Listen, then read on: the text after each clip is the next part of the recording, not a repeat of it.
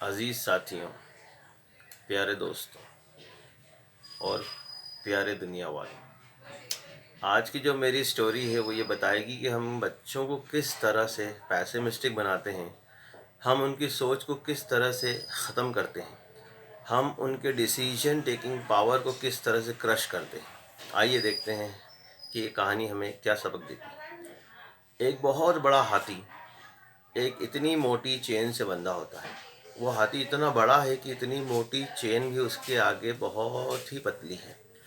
एक किक में वो ये चेन तोड़ सकता है। तो वहाँ पर एक समझदार आदमी का गुज़र होता है और वो ये नज़ारा देखकर बड़ा शॉक्ड हो जाता है और वो महावत से पूछने लगता है कि तुम पागल हो गए हो? तुमने इतने बड़े हाथी को इतनी पतली चेन से बांध रखा है। माना कि चेन थोड़ी मोटी है, लेकिन इस हाथी के साइज़ के हिसाब से तो बहुत पतली है। तो महावत कहता है कि आप कह तो सही रहे हैं, आपका क्वेश्चन लॉजिकल है, लेकिन मैं आपको एक बात बताता हूँ। जब ये हाथी पैदा हुआ था, जब ये बहुत छोटा था, बच्चा था, हम इसे उसी वक्त से इस चेन से बांध रहे हैं। और जब ये छोटा था, इसने 1000 बार कोशिश करी। इसने कई साल तक इस चेन को कोशिश करी तोड़ने की, खूब झटके दिए, खूब किक मारी, लेकिन उस ज़माने में ये इस चेन को नहीं तोड़ पाया। फिर धीरे धीरे उसने कोशिश करना ही ख़त्म कर दी और आज ये उसी चेन से बंधा हुआ है। तो उम्मीद है कहानी समझ में आई होगी कि बचपन में बच्चों को अगर आप डीमोटिवेट करोगे, अगर आप उन्हें कहोगे कि तुम ये कर ही नहीं सकते, तुम्हारे बस की बात ही नहीं है, तो वो बच्चा कभी ज़िंदगी में वो काम नहीं कर पाएगा और उस काम करना तो दूर की बात, वो सोचेगा भी नहीं।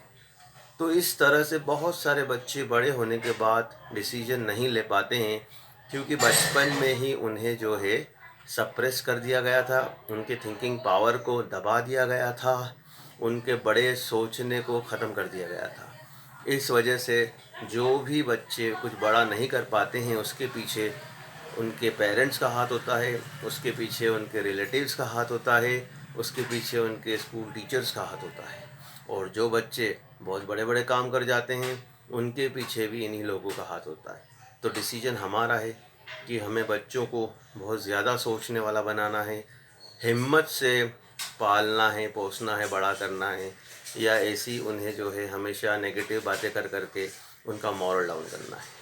तो उम्मीद है कहानी समझ में आई होगी, हम इस पर अमल करेंगे और अगली बार फिर मुलाकात होगी।